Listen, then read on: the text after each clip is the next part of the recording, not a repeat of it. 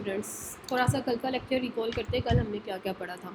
कल हम लोगों ने देखा था कि सर्च इंजन क्या होता है, ऑप्टिमाइजेशन क्या होती है, सर्च इंजन ऑप्टिमाइजेशन कैसे काम करता है, आपका एसईओ बेसिकली क्या होती है। उसके अलावा हमने एसईओ की टाइप्स देखी, एसईओ की टेक्निक्स देखी, और ये सब कल हम लोगों ने देखा था कि क्या क्या ये सब होता है। आज हम लोग ये देखेंगे कि गूगल का जो एल्गोरिदम है वो किस तरह काम करता है, यानी कि गूगल किस तरह काम करता है। गूगल के टोटल 5 एल्गोरिदम है।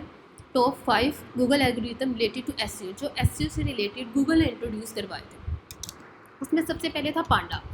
जो पांडा था वो 2011 में लॉन्च किया गया था। गूगल ने 2011 में लॉन्च किया था। इसने क्या किया था कि जो भी कोई, जब हम लोग वेबसाइट बनाते, शुरू में ऐसे होता था कि जब कोई वेबसाइट बनाता था उसके ऊपर, मैंने आप लोगों को कल भी बताया था कि किसी दूसरी वेबसाइट का कंटेंट उठा के अपनी वेबसाइट पे डाल देते थे। अब पता क्या होता है, पहले ऐसा नहीं होता था कि गूगल उसको प्लेंटी डाल देता था। अगर आपने किसी एजेंसी का या किसी भी वेबसाइट का कंटेंट उठा के अपनी वेबसाइट पर जब अपलोड करते, तो जिसका कंटेंट या जिसकी इमेजेस आप लोग या जिसकी वीडियोस आप लोग यूज़ करते हैं ना, वो खुद आपको प्लेंटी डाल देते, वो आप लोगों पे केस कर देते हैं, खुद एक्शन ले लेते हैं, वो आपको रिपोर्ट कर देते हैं। तब गूगल ऐसा नहीं करता था। तब गूगल को फ़र्क नहीं पड़ता था। तब लोग एआई कंटेंट डालते थे, लो क्वालिटी कंटेंट डालते थे, जो ना तो गूगल को कुछ समझ आती थी, ना ही वो यूज़र के लिए फ्रेंडली होते थे। लेकिन 2011 के बाद जब पांडा गूगल ने इंट्रोड्यूस करवाया, तो उसने क्या किया, गूगल के इस एल्गोरिदम ने क्या, एल्गोरिदम जो होते हैं तो पीछे से काम करते हैं, हमारे सामने तो कोई काम नहीं कर रहा होता। हम तो अपने सामने से, अपनी तरफ से जो कंटेंट हमने अपलोड करना है हम तो अपलोड कर देंगे। अब हमें क्या पता कि गूगल पीछे से क्या काम कर रहा है, गूगल इसको करेगा भी नहीं, पहले नहीं लोगों को पता होता था। जब उसने अपने एल्गोरिदम लॉन्च कर की है, उसने कहा कि ये मेरे एल्गोरिदम है और जो गूगल है वो इस एल्गोरिदम के थ्रू काम करता है, तब लोगों को समझ आई कि हम लोगों ने इन एल्गोरिदम को यूज़ करते हुए अपना कंटेंट, अपनी वेबसाइट, अपनी पिक्चर्स डिज़ाइन करनी, इमेजेस जो भी वो लोग डिज़ाइन करते हैं। उसने क्या किया, पांडा जब 2011 में आया तो उसने जो भी लो क्वालिटी कंटेंट होता था या डुप्लीकेट कंटेंट होता था या डुप्लीकेट इमेजेस या डुप्लीकेट वीडियोस होती थी, उसने उसको पेनल्टी डालना शुरू कर दी। उससे क्या होता था कि उनकी जो वेबसाइट होती थी या तो वो गूगल के सर्वर से ही हट जाती थी, गूगल उसको शो ही नहीं करवाता था, या वो रैंक ही नहीं होती थी। ये 2011 में पांडा आया था, जिससे उसके बाद से लोगों ने फिर, गूगल ने ये कह दिया था कि अब जो भी आप लोगों की वेबसाइट पे कंटेंट होगा वो हाई क्वालिटी और नॉन प्लेजरिज्म होगा, ठीक है। उसके अलावा 2012 में पेंगुइन आया। ये 2012 में इंट्रोड्यूस करवाया गया। इसमें क्या था कि अभी आपको भी इस बात का पता होगा, जो लोग ऑफ पेज करते हैं, आपको भी पता होगा, आप करती हैं ऑफ पेज, आप नहीं कर रही हैं, आप कर रही हैं। इन लोग, आपको भी पता होगा कि आप भी शायद जब आपने शुरू में बैकलिंक्स बनाना स्टार्ट किया होगा, आप भी बस बनाते जा रहे होंगे। आप ये नहीं देख रहे होंगे कि इस वेबसाइट का स्पैम स्कोर क्या है, इस वेबसाइट की अथॉरिटी क्या है, इस वेबसाइट की रेपुटेशन क्या है। हम लोग क्या करते हैं, जब हम न्यू एसईओ में आते हैं, हम लोगों को इस चीज़ का पता नहीं होता, हम लोग बनाते रहते।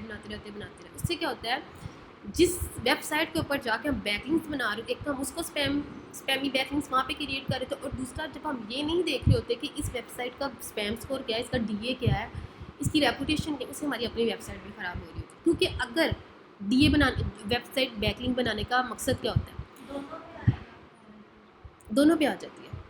उस जिस वेबसाइट के ऊपर आप बैकलिंक्स क्रिएट कर रहे हो तो गूगल उसको पेनल्टी नहीं डालता, हम बना रहे होते हैं ना, उस गूगल को पता चल रहा होता है कि किस वेबसाइट के थ्रू बन रहे हैं, कौन बना रहा है, गूगल हमें पेनल्टी डालता है, हमारी वेबसाइट स्पैम में जा रही होती है।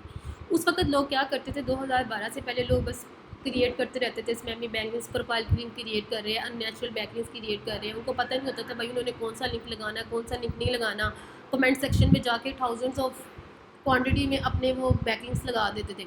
गूगल की नज़र में जब ये चीज़ आई ना, 2012 से पहले वो इस चीज़ को बोदर नहीं करता था। 2012 के बाद जब उसने पेंगुइन इंट्रोड्यूस करवाया, उसे जब देखा कि लोग किस तरह बैकलिंक्स क्रिएट कर रहे हैं, तो उसने वहाँ पे पेनल्टी डालना शुरू कर दी। वो उस वेबसाइट्स को ही पैरालाइज कर देता था, और जो वेबसाइट एक बार गूगल की नज़र में आ जाए, गूगल उसको पैनालाइज कर देंगे, गूगल उसको पेनल्टी डाल दे, बाद में उस वेबसाइट को दोबारा उठाना बहुत मुश्किल हो जाता है। मैं मेडिकल बिलिंग की साइट पे काम कर रही हूँ, जो हमारी मेडिकल बिलिंग की कंपनी है यूएसए में। हम लोगों ने इसके ऊपर काम स्टार्ट मेरे ख्याल से 2022 में स्टार्ट किया है, 2022 में स्टार्ट किया। 2022 से पहले जो हमारे ओनर्स हैं, जब वो डोमेन परचेज़ की, जिसके थ्रू वो काम करवा रहे थे, उसने वो डोमेन परचेज़ कर ली। अब उसने वो डोमेन तो परचेज़ की, क्योंकि लोग ब्लैक हैट एसईओ के थ्रू काम करते हैं। जो डोमेन उसने ख़रीदी ना, वो गूगल ने पेनलाइज़ की हुई। एक चीज़ जो गूगल ने पेनलाइज़ कर दी है, जब गूगल ने कह दिया कि ये चीज़ ठीक नहीं है, और अगर तुम गूगल के रूल एंड रेगुलेशन को तोड़ के वो काम करोगे, गूगल तो कभी भी नहीं उसको उठाएगा, कभी भी उसको रैंकिंग में नहीं लेकर आएगा। अच्छा, वो 2021 या 2020 की बात है, उन लोगों ने वो डोमेन परचेज़ की, उन लोगों के ऊपर उसके ऊपर उन्होंने कंटेंट डाला, उसकी ऑन पेज की, उसकी ऑफ पेज की। उसके बाद हम लोग आगे कंपनी में हम लोगों ने काम, हमें 1 साल हो गया उसके ऊपर काम करते हुए, ना उसके ऊपर रैंकिंग आ रही थी, ना गूगल उसको उठा रहा था, वेबसाइट डी रैंक। हमें नहीं पता चल रहा था कि आखिर इशू क्या है। हमने उसकी ना QA किया, जो हमारी हेड थी ना, उसने उसका QA किया। जब उसने उसको चेक किया ना, तो तब पता चला कि गूगल ने उसको पेनलाइज किया। और एक बार गूगल ने उसको पेनलाइज कर दिया तो फिर हम उसके ऊपर जितनी मर्जी मेहनत कर लेते, हमें नहीं पता था, हम उसके ऊपर सिर्फ मेहनत करते जा रहे थे।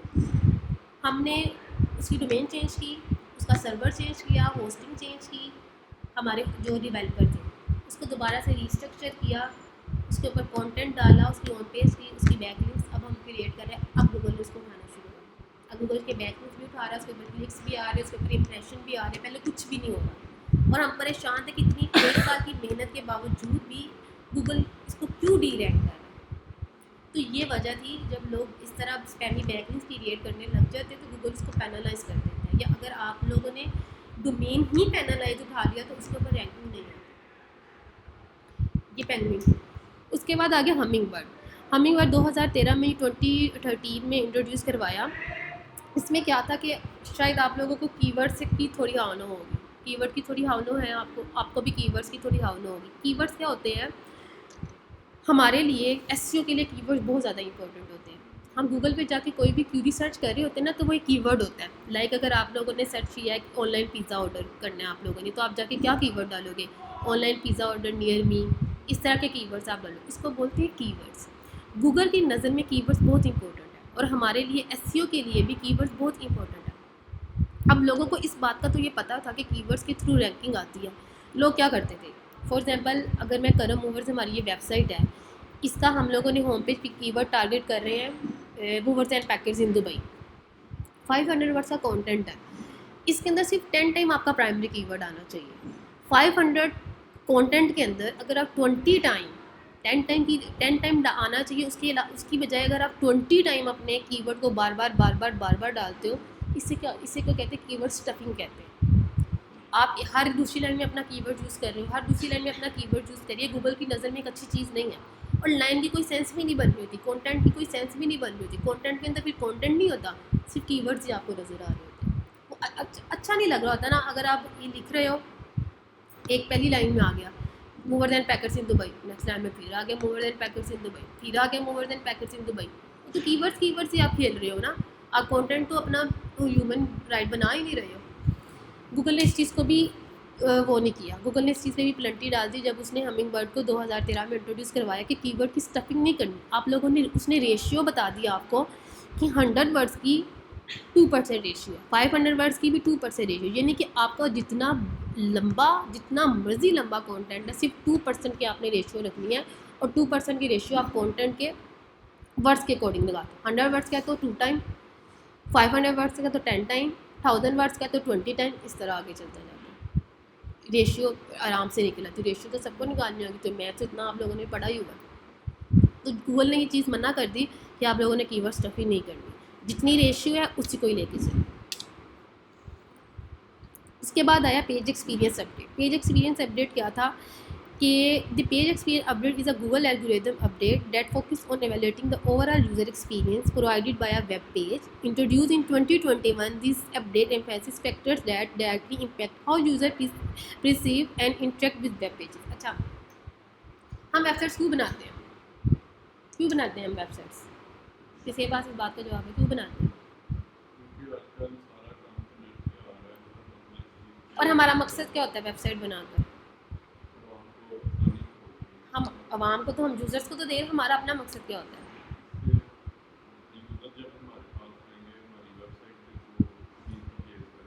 हम अर्न करेंगे ना, हमारी जो वो होगी अर्निंग जो होगी वो अच्छी होगी ना, हमारा मकसद ये होता है। अगर हम मार्केट जाते हैं, 1 2 3 4 दुकानें हैं, एक दुकान पे गए हमें पसंद नहीं आया, दूसरी पे गए हमें पसंद नहीं आया, तीसरी पे जाकर हमें पसंद आ ही नहीं, वजह क्या होती है? क्वालिटी चेंज होती है। मैं एक मार्केट एग्जांपल लेती हूँ, या मैं ब्रांड की तो छोड़ दो, ब्रांड की तो हर चीज़ क्वालिटी की होती है ना। अगर मैं जितनी है ना मार्केट की एग्जांपल लेती हूँ, वहाँ पे 3-4 दुकानें ऐसे कपड़ों की लगी हुई है। मैं आपको रियल लाइफ एग्जांपल देती हूँ, 3-4 दुकानें ऐसे कपड़ों की है। मैं एक पे गई हूँ, मुझे पसंद नहीं, दूसरे पे गई हूँ, नहीं, तीसरे पे जाके मुझे पसंद आए चाहिए। इशू क्या आता है? क्वालिटी का इशू आता है, कपड़े की क्वालिटी का इशू आता है कि मुझे उस पर नहीं आया, उस पर, तीसरे पे तो पसंद आ गया ना। क्यों पसंद आया? क्योंकि उसकी क्वालिटी अच्छी थी। बिल्कुल सेम इसी तरह, और अगर उनकी क्वालिटी अच्छी थी तो उनके पास उनके कस्टमर भी ज़्यादा आएंगे, उनकी सेल भी ज़्यादा होगी, और उनकी जो अर्निंग है वो भी अच्छी होगी। बिल्कुल इसी तरह जब हम वेबसाइट बनाते हैं, अब करम मूवर्स की एक वेबसाइट है, इसके 3-4 कंपेटिटर हैं मार्केट में, इसके 3-4 कंपेटिटर बैठे हुए हैं, और अगर उनकी रैंकिंग अच्छी है, लोग उनकी सर्विसेज ले रहे हैं। क्यों ले रहे हैं? क्योंकि वो सर्विसेज अच्छी दे रहे हैं। और अगर हम सर्विसेज ही अच्छी नहीं दे रहे, हम अपने क्लाइंट्स को सेटिस्फाई नहीं कर पा रहे, तो फिर हमारी वेबसाइट कैसे रैंक करेगी? लोग तो हमारे पास कैसे आएंगे? ऐसा ही है ना। मार्केट भी एक ऐसी हुई होती है, मार्केट में भी एक दूसरे के कंपेटिटर बैठे होते हैं, लोग एक दूसरे से अच्छा करने की कोशिश करते हैं। बिल्कुल इसी तरह अगर हम अपना कंटेंट ही लोगों को अच्छा प्रोवाइड नहीं करेंगे, हम ऊपर बात कर रहे हैं जी मूवर्स एंड पैकर्स की, अंदर हम कुछ और लिख रहे हैं, यूज़र को क्या समझ आएगी कि ऊपर हेडिंग ये लिखी हुई है, अंदर ये लिखा हुआ है? यानी कि हम क्वालिटी कंटेंट ही यूज़र्स को प्रोवाइड नहीं कर रहे। हमने अपना कंटेंट लिखते हुए यूज़र की इंटेंट को समझना होता है कि हमारा यूज़र क्या चाह रहा है हमसे। हमारा यूज़र आजकल क्या चाह रहा होता है कि उसको घर बैठे हर चीज़ मिले, उसको बाहर ना जाना पड़े। हम लोग इतने आराम पसंद हो गए कि हम लोग बाहर जाना पसंद ही नहीं करते। हम लोगों ने खाना खाना तो ऑर्डर कर लेना है, पिज़्ज़ा खाना तो ऑर्डर कर लेना है, कोई चीज़ मंगवानी है तो ऑर्डर कर लेनी है। हम लोग मार्केट जाना ही पसंद नहीं करते। इतना कंपटीशन हो चुका हुआ है, हम मार्केट जाना ही पसंद नहीं करते। और जब हमें ये चीज़ पता है कि यूज़र को ये चीज़ ऑनलाइन चाहिए, हमें उसकी इंटेंट समझ आ गई है ना, कि अगर हम बहैसियत अपने आप को यूज़र, हमें पता है कि हमें ऑनलाइन क्या चाहिए, तो हम उसी के अकॉर्डिंग अपनी वेबसाइट के ऊपर कंटेंट डालते हैं, क्वालिटी कंटेंट डालते हैं, क्वालिटी कीवर्ड यूज़ करते हैं, ना कि क्वांटिटी हम लोग करते हैं। तो क्या हुआ कि 2021 में पेज एक्सपीरियंस अपडेट का मतलब कहता है कि जो पेज का एक्सपीरियंस है वो गूगल के लिए भी अच्छा हो, वो यूज़र के लिए भी अच्छा हो। ठीक है, यानी कि आप उसको कह लो कि अगर गूगल की नज़र में वो चीज़ आई है तो गूगल को भी पढ़ के वो अच्छी लगे। भाई इस बंदे ने ये काम अगर जो वो बता रहा है अपनी वेबसाइट के अंदर, उसमें अंदर भी वही लिखा हुआ है। ऐसा नहीं वेबसाइट किसी और चीज़ की है, अंदर वो कुछ और लिख रहा है। वेबसाइट पिज़्ज़े की है, अंदर वो बिरयानी सेल कर रहा है। ऐसा तो नहीं हो सकता। और कुछ लोग अगर ऐसा करते हैं तो वो गूगल की नज़र में अच्छी चीज़ नहीं समझी जाती। इसलिए user experience, quality content, quality backlinks, quality आपके कीवर्ड्स, ये होना बहुत ज़रूरी होते हैं। आगे आगे रैंक ब्रेन। रैंक ब्रेन क्या था? ये 2015 में इंट्रोड्यूस करवाया। Is a machine learning algorithm that has Google understand the context and meaning behind search queries. It uses artificial intelligence to process and interpret ambiguous और यूनिक। अच्छा, ये भी वही है जिस तरह पेज एक्सपीरियंस है, रैंक ब्रेन भी यही है, यूज़र का एक्सपीरियंस अच्छा होना चाहिए। जितना आपकी वेबसाइट से यूज़र का एक्सपीरियंस अच्छा होगा, उतने क्लाइंट्स आपके पास आएंगे, उतनी आपकी अर्निंग अच्छी होगी, उतनी आपकी सेल्स परचेज जो भी है, जिस भी तरह की आपकी वेबसाइट है अच्छी होगी। ये गूगल के एल्गोरिदम है जिसके थ्रू हमारी एसईओ काम करती है। और अगर हम इसके थ्रू अपनी एसईओ ऑप्टिमाइजेशन नहीं करते तो हमारी वेबसाइट की रैंकिंग नहीं आती। मुझे पानी दे दो।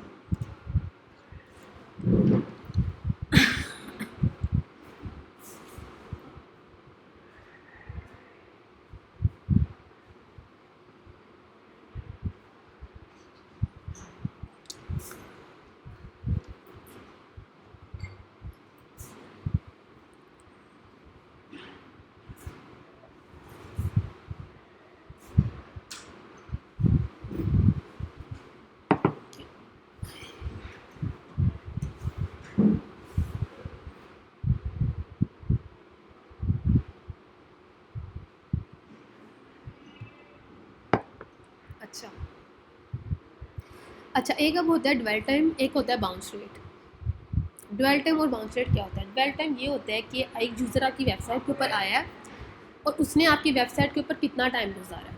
और बाउंस रेट भी यही होता है कि एक यूज़र आपकी वेबसाइट पे आया और उसने अपनी वेबसाइट आपकी वेबसाइट के ऊपर कितना टाइम गुजारा है। अब दोनों में डिफरेंस क्या है? दोनों का मतलब एक ही है। दोनों चीज़ों में, ड्वेल टाइम में भी और बाउंस रेट में भी, दोनों में आना यूज़र नहीं आपकी वेबसाइट पर।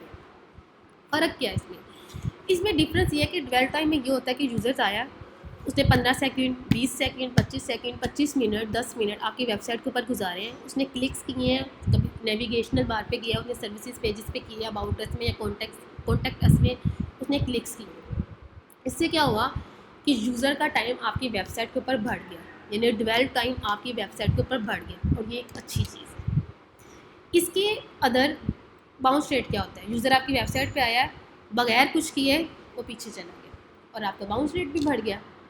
अब दोनों में डिफरेंस क्या है? अगर आपकी वेबसाइट का डिवेल टाइम अच्छा होता है तो आपकी वेबसाइट गूगल की नज़र में अच्छी है, और अगर आपकी वेबसाइट पे बाउंस रेट बढ़ जाता है तो वो आपकी वेबसाइट के लिए अच्छा नहीं। इससे गूगल को क्या इम्पैक्ट जाता है? इससे गूगल को ये इम्पैक्ट जाता है, और हमें भी ये इम्पैक्ट आता है कि जो हमने कंटेंट या जो सर्विसेज या जो भी अपनी वेबसाइट के थ्रू प्रोवाइड कर रहे हैं वो हमारे यूज़र को पसंद नहीं आया, यूज़र फ्रेंडली नहीं है। दोनों में डिफरेंस समझ आई है?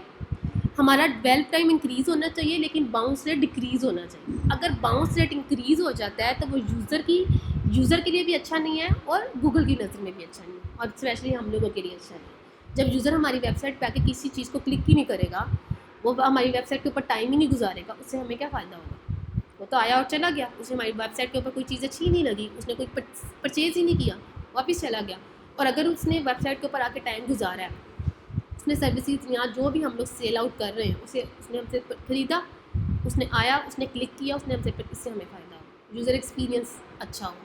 बाउंस रेट हमेशा आपकी वेबसाइट का कम होना चाहिए और डेवलप टाइम हमेशा आपकी वेबसाइट का ज़्यादा होना चाहिए। ये दोनों में डिफरेंस है। जितनी ज़्यादा आपकी वेबसाइट के ऊपर यूज़र की इंगेजमेंट होगी ना, उतने ज़्यादा चांसेस होंगे रैंकिंग के, उतने ज़्यादा चांसेस होंगे आपके पास क्लाइंट्स के बढ़ने के। अच्छा, अब बात करते हैं कीवर्ड्स के ऊपर। कीवर्ड्स क्या होते हैं? असल खेल एसईओ के अंदर होता ही कीवर्ड्स का। असल खेल जो जिसके साथ आपने खेलना होता है ना, वो कीवर्ड्स होता है। जिसके साथ आप भूल रहे होते हैं वो कीवर्ड्स होते हैं। कीवर्ड क्या होता है? स्क्रीन शो हो रही है ना सबको?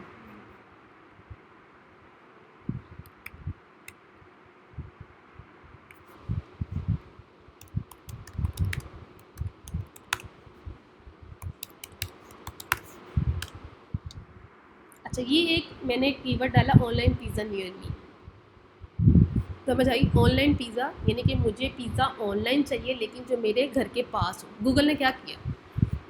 गूगल ने मेरे घर के पास का इकबाल टाउन है, उसने मुझे उसके पिज़्ज़े दिखाना शुरू कर दिए।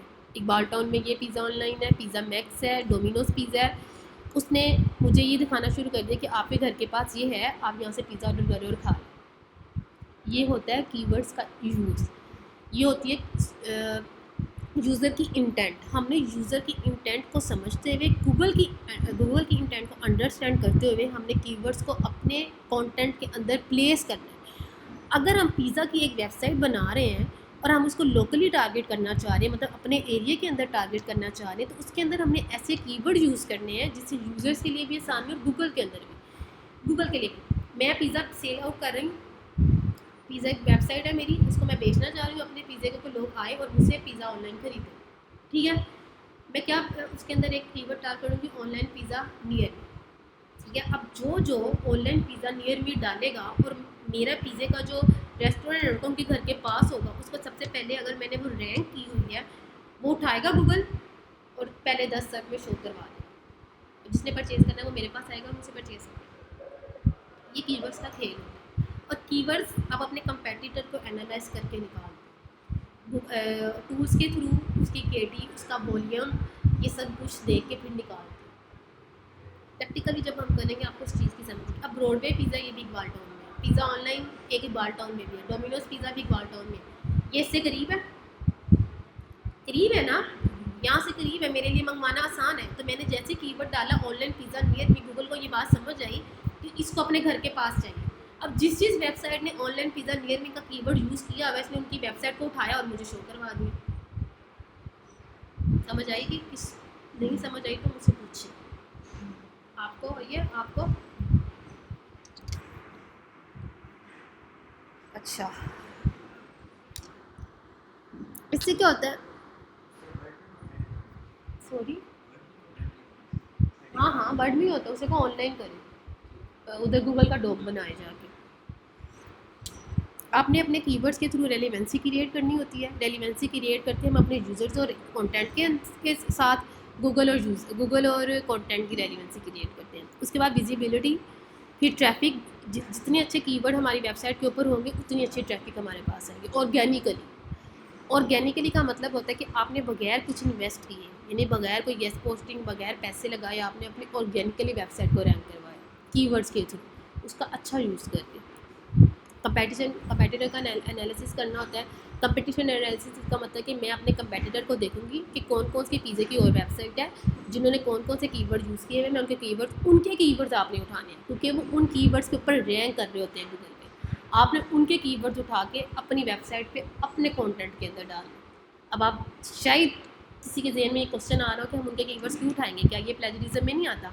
शायद आ रहा होगा किसी के क्वेश्चन माइंड में, मैं होती तो शायद मेरी माइंड में आता अगर मुझे कुछ पता ना होता। कीवर्ड्स उठाना प्लेजरिज्म नहीं है, डुप्लीकेट कीवर्ड्स प्लेजरिज्म नहीं है। हमने कीवर्ड्स के साथ खेलना ही ऐसा होता है कि अच्छा, एक एग्जांपल देती हूँ आपको। हम मार्केट जाते हैं ना कपड़ा खरीदने के लिए, हम लोगों की अपनी दुकानें हैं, मुझे इस चीज़ का आइडिया है। अक्सर भाई वाला अगर मैं बात कर रही हूँ तो हम लोगों की कपड़ों की दुकानें हैं। अब उन लोगों को ये होता है कि वो सामने दुकानदार ये चीज़ लेकर आया है, उसके पास क्लाइंट कस्टमर ज़्यादा जा रहे हैं, हमारी दुकान पे ये चीज़ नहीं पड़ी, मैंने लेकर आनी है। अब उसकी दुकान पर भी है, वो अपनी दुकान पर भी लेकर आया है। अब क्या होगा, क्लाइंट उसके पास भी आएंगे क्लाइंट उसके पास। अब जिन कीवर्ड्स के ऊपर हमारी वेबसाइट रैंक कर रही है, मैं अगर उन्हीं के कीवर्ड्स उठा के अपनी वेबसाइट के ऊपर डालूंगी तो क्या उन कीवर्ड्स के थ्रू हमारी वेबसाइट रैंक नहीं होगी? क्लियर हुआ पॉइंट? ऐसा लग रहा है आप मुझे अपना ब्लैंक फेस शो करिए जैसे आपको समझ नहीं आ रहा। नहीं, मुझे एग्जांपल समझ में आई है, लेकिन बकाया जो आपने पहले बोला ना वो नहीं मुझे समझ क्या नहीं समझ आया? जो आपने बोला था कि भाई एग्जांपल मुझे समझ में आ गई है अच्छे से, लेकिन उससे पहले जो आपने 2 लाइनें बोली थी वो नहीं समझ। क्या बोली है मैंने, मुझे बताएं, मैं खुद भूल गई हूँ मैंने क्या बोला। क्या बोला मैंने मालूम दूर?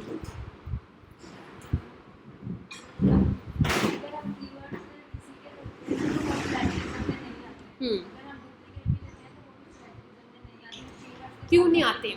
हम कीवर्ड्स को टूल्स के थ्रू जाके सर्च करते हैं। बात की समझ ही नहीं है, एग्जांपल समझ में आ गई। हम कीवर्ड्स को टूल के थ्रू जाके सर्च करते हैं, और हर हर हर यूज़र जिसकी वेबसाइट होती है वो जाके टूल्स में से कीवर्ड्स निकालता है। तो टूल्स उसके लिए अलग और मेरे लिए अलग तो नहीं है।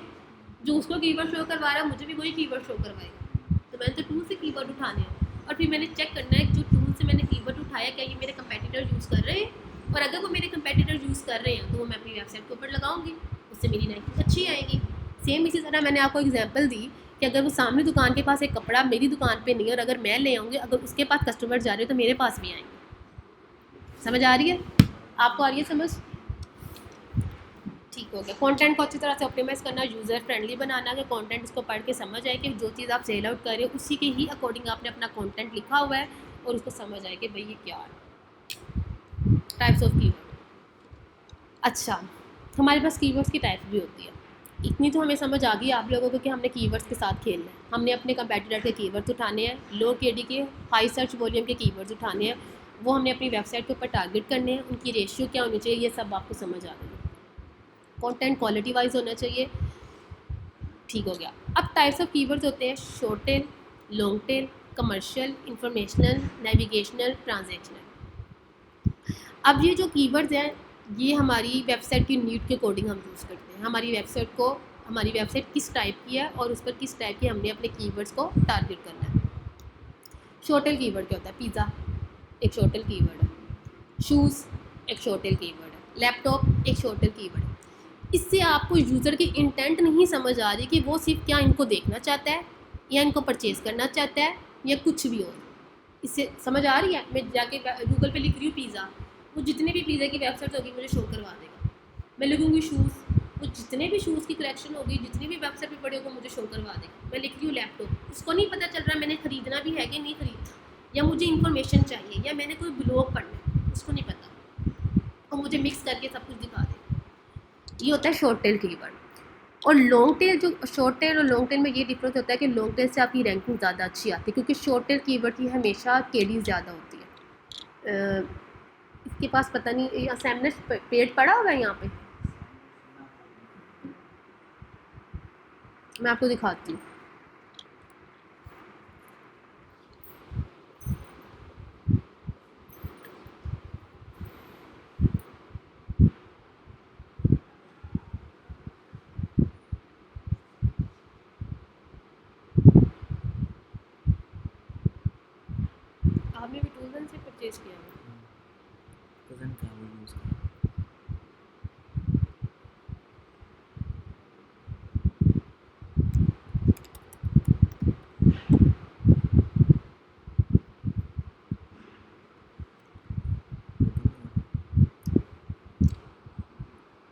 नहीं होगा।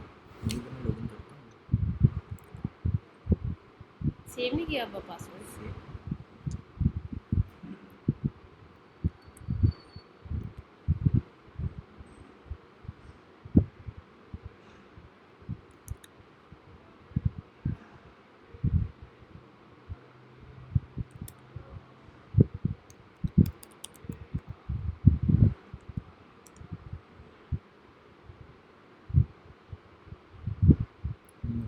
चलो मैं अपना कर लेती हूँ।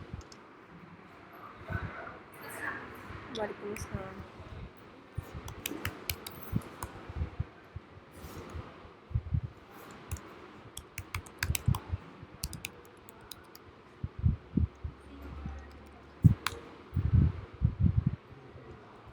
होगा ही नहीं, कोई वो आ रहा है, टाइम आ रहा है 2:42 सेकंड।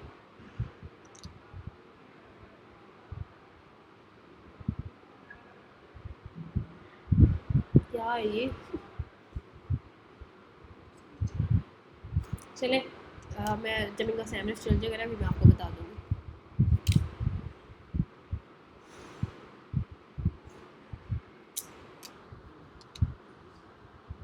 अपने लैपटॉप को यूज़ करना ना होता तो किसी के लैपटॉप को यूज़ करना होता।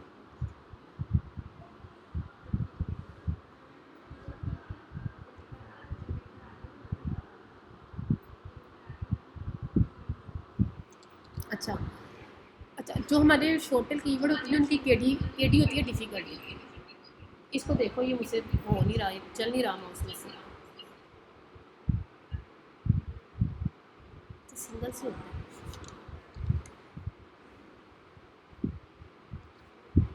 अच्छा क्या बता रही थी? अच्छा, जो हमारे शॉर्टल कीवर्ड होते हैं लाइक पिज़्ज़ा, शूज़, लैपटॉप, ये हमारे शॉर्टल कीवर्ड होते हैं जिनसे हमें यूज़र की इंटेंट की समझ नहीं आ रही होती। इनकी केडी यानी इनकी डिफ़िकल्टी हमेशा ज़्यादा होती है और इनको रैंक करना भी मुश्किल होता है। उसके उसके अलावा जो लॉन्ग टेल कीवर्ड होते हैं like pizza online, near me, या पिज़्ज़ा ऑनलाइन जोहर टाउन, या पिज़्ज़ा ऑनलाइन इकबाल टाउन, इस तरह के जो लॉन्ग टेल कीवर्ड होते हैं इनकी केडी भी कम होती है, इनका सर्च वॉल्यूम भी ज़्यादा होता है और इनको रैंक करना भी आसान होता है, ईजी होता है। उसके बाद आते हैं कमर्शियल कीवर्ड क्या होते हैं? These keywords indicate that user has a strong intent to make a purchase or engage in a transaction. They often include terms like buy, discount or specific brand name.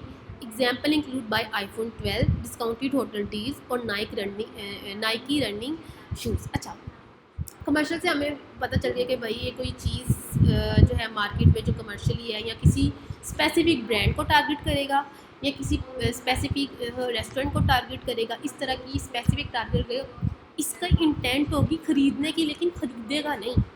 इसकी intent ख़रीदने की होगी लेकिन ख़रीदेगा नहीं, लेकिन इसको कोई स्पेसिफिक ब्रांड चाहिए। जैसे नाइकी एक स्पेसिफिक ब्रांड है, एक अच्छी ब्रांड है, आईफोन एक अच्छी ब्रांड है। उसके अलावा वो चाहेगा कि मैं उस तरह जहाँ पे डील्स मिल रही हों मुझे, यहाँ पे डिस्काउंट्स मिल रहे हों मुझे, वो ऐसी वेबसाइट्स पे जाएगा और उसकी इंटेंट क्या होगी? ट्रांजैक्शन करने की, चीज़ को परचेज़ करने की। समझ आ रही है? और ये हम लोगों की वेबसाइट्स के अकॉर्डिंग उसकी क्या नीड है, उसको कैसे कीवर्ड चाहिए, हम कैसी वेबसाइट बना रहे हैं, हम उसके अकॉर्डिंग अपने कीवर्ड्स पुट करते हैं। उसके बाद आगे इन्फॉर्मेशन कीवर्ड से सबको ये अंदाज़ा हो रहा होगा कि कोई इन्फॉर्मेशन चाहिए हमें, ठीक है? कैसे how to tie, history of ancient रोमी और best way to lose weight. मतलब हमें इन्फॉर्मेशन चाहिए ना, ये मोस्टली इन्फॉर्मेशन हमें ब्लॉग पोस्ट पे मिलती है। गूगल क्या करता है कि जिन्होंने इस तरह के ब्लॉग पे इन्फॉर्मेशनल पोस्ट किए होते हैं हमें वो रैंकिंग में शो करवा देते हैं और हम जाकर उधर से अपनी इन्फॉर्मेशन ले लेते हैं। नेविगेशन को बाद बताती हूँ। ट्रांजैक्शन कीवर्ड ये कमर्शियल कीवर्ड से मिलता जुलता होता है। कमर्शियल कीवर्ड में यूज़र की इंटेंट ये होती है कि उसने इस तरह की जो कीवर्ड उसने डाले like buy iPhone, discounted hotel, Nike, उसने ट्रांजैक्शन का सोचा और ट्रांजैक्शन कीवर्ड में उसने ट्रांजैक्शन कर ली। उसने अपने जो कीवर्ड्स उसने पुट किए, उसने अगर पिज़्ज़ा ख़रीदना था तो ख़रीद लिया, अगर उसे नाइकी के शूज़ चाहिए थे तो उसने ख़रीद लिए, उसने ट्रांजैक्शन कर ली। नेविगेशन कीवर्ड क्या होते हैं? Navigational keyword are used when users are searching for a specific website और ब्रांड। सब कीवर्ड्स की जो जितनी भी टाइप है एक दूसरे से मिलती जुलती है। These keywords are typically related to brand name, product name और specific URL. Example include Facebook login, Amazon। अच्छा, वो चाहता है कि एक यूज़र है, उसने फेसबुक लॉगिन करनी, उसने स्पेसिफिक कर दिया कि मैंने फेसबुक के लॉगिन पे जाना है। गूगल क्या करेगा? उसको फेसबुक के लॉगिन पेज पे ले जाएगा। उसने चैट जीपीटी पे जाना है, उसने लिखा कि उसने वो चैट जीपीटी को ओपन करना चाहता है, वो उसको चैट जीपीटी पे ले जाएगा। अगर वो कोई अपनी प्रोडक्ट अमेज़ोन से या अली बाबा से या एक्सप्रेस से ख़रीदना चाहता है, परचेज़ करना चाहता है और उसने गूगल को मेंशन कर दिया, तो गूगल उसको डायरेक्ट उसी वेबसाइट पे लेके जाएगा। समझ आ गई? ये कीवर्ड्स की टाइप थी। अच्छा, इतने में कुछ ना समझ आया, बस एमरश नहीं चल रहा है, वरना मैं उस पर आपको करके दिखाती। कुछ ना आप लोगों को समझ आया हो तो पूछे। हाँ, फाइल मिल जाएगी आपको, मैं शेयर कर दूँगी इनके साथ, या आपको दे देंगे। आपको कोई क्वेश्चन हो तो पूछ लें मुझसे। अब सैमरश इस पर चल नहीं रहा, मेरे लैपटॉप पे चल रहा है। कोई वो कर दो, क्या नाम है आपका, कोई दूसरा टैब खोल दो, दूसरा टैब खोल दो ना, शायद उस पर चलता है। दूसरा इनकॉग्निटो पे चेक करना। हाँ, इनको वीडियो में खोल दो, सबसे ऊपर। इस पे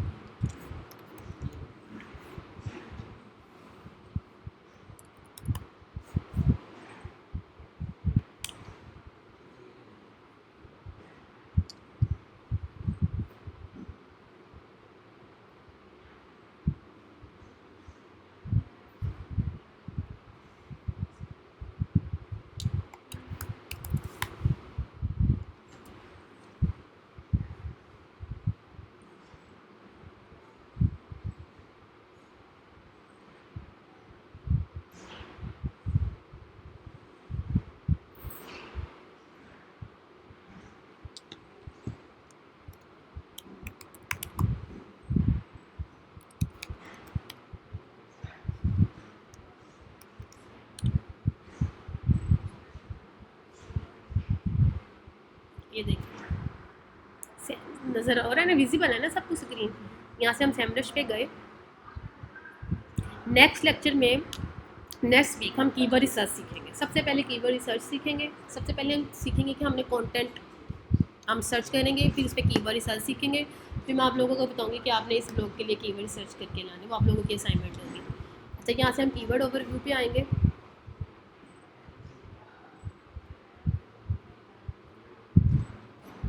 यहाँ पे हम लिखते हैं पिज़्ज़ा, देखते हैं कि इसकी केडी अभी आप लोगों को पता नहीं होगी क्या होती है। सर्च करते हैं, ये देखें, इसकी 100% डिफ़िकल्टी है, इट्स मी, और 1.8 टाइम इसका वॉल्यूम है। सर्च वॉल्यूम इसका बहुत अच्छा है। इसकी डिफ़िकल्टी की 100% डिफ़िकल्टी का मतलब ये है कि इसको रैंक करना बहुत ज़्यादा मुश्किल है, पॉसिबल ही नहीं है कि आप इसको रैंक कर सकें। जिन्होंने किया हुआ उन्होंने किया हुआ, लेकिन आप अगर मैं चाहती हूँ मैं पिज़्ज़ा की एक वेबसाइट बनाऊँ, उसमें अपना फोकस कीवर्ड पिज़्ज़ा रख देती हूँ, उसको रैंक करना बहुत मुश्किल थी। 100% इसकी डिफ़िकल्टी है। अच्छा, अब मैं अगर लिखूँ पिज़्ज़ा ऑनलाइन नियर,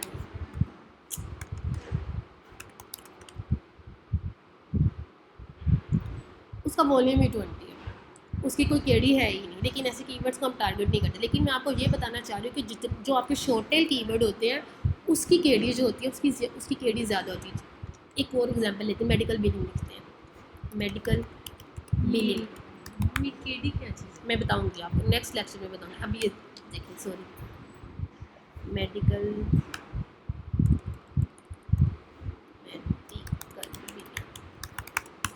ये देखिए, ये होती है डिफ़िकल्टी किसी चीज़ की। इसकी डिफ़िकल्टी क्या है? 71। इसका वॉल्यूम क्या है? 12.1 के, 12,000 इसका रिसर्च वॉल्यूम है, यानी कि 12,000 लोग इसको सर्च करते हैं। उसकी 71 उसकी डिफ़िकल्टी, यानी इसको भी रैंक करना बहुत मुश्किल है। अगर मैं लिखूँ मेडिकल बिलिंग सर्विसेज, ये मैंने लॉन्ग टेल डाला है, कम हो गई, 53% हो गई। इसको थोड़ा सा रैंक करना आसान है। समझ आई? डिफरेंस समझ आया? लॉन्ग टेल, मैं आपको डिफरेंस समझा रही हूँ लॉन्ग टेल और शॉर्ट टेल कीवर्ड में, कि शॉर्ट टेल कीवर्ड की डिफ़िकल्टी ज़्यादा होती है, लॉन्ग टेल कीवर्ड की डिफ़िकल्टी कम होती है। इसलिए हम लोगों को लॉन्ग टेल कीवर्ड को टारगेट करना चाहिए। शॉर्ट टेल को भी करते हैं, लेकिन हमें लॉन्ग टेल कीवर्ड को टारगेट करना चाहिए, क्योंकि हम वो ईजी टू रैंक होते हैं और ये ज़रा मुश्किल हो जाते हैं। समझ आ रही है इस बात में? Any question? केडी क्या होती है? केडी होती है किसी चीज़ की मुश्किल, या कैसे मैं आपको रियल लाइफ एग्जांपल क्या दूँ। जैसे अगर हम कहते हैं कि यार ये काम करना हमारे लिए मुश्किल है और ये काम हमारे लिए, अच्छा आपकी किचन की एग्जांपल ले लेती हूँ। फ्राइज़ बनाना आसान है और समोसे बनाना मुश्किल है, ऐसा ही है ना? अकॉर्डिंग टू टाइम, मतलब फ्राइज़ बनाना को ज़्यादा जल्दी से बन जाती है, और समोसे अगर आपने उनको बनाना है, मटेरियल बनाना है, उसको रैप करना है, वो आपको मुश्किल काम लगेगा। आप किसको प्रेफर करोगे? प्राइस को प्रेफर करोगे। बिल्कुल इसी तरह जब हमारे कीवर्ड्स होते हैं, कीवर्ड्स की इस दुनिया में हम देखते हैं कि किसकी डिफ़िकल्टी ज़्यादा है। अब मुझे ये पता चल गया कि मेडिकल बिलिंग की डिफ़िकल्टी 71% है, लेकिन सर्विसेज के साथ उसकी डिफ़िकल्टी 53% है। आप किसको प्रेफर करोगे? सर्विसेज को प्रेफर करोगे। ये डिफरेंस होता है, ये होती है मुश्किल। समझ आई आपको? And question? ठीक है, मीटिंग एंड कर दो। एंड कर दो, बस 1 मिनट रह गया। वो भी तो नहीं नहीं बस उनके सर उन लोगों को इतना ही समझ आ जाए। और आप लोगों को ये शो करना।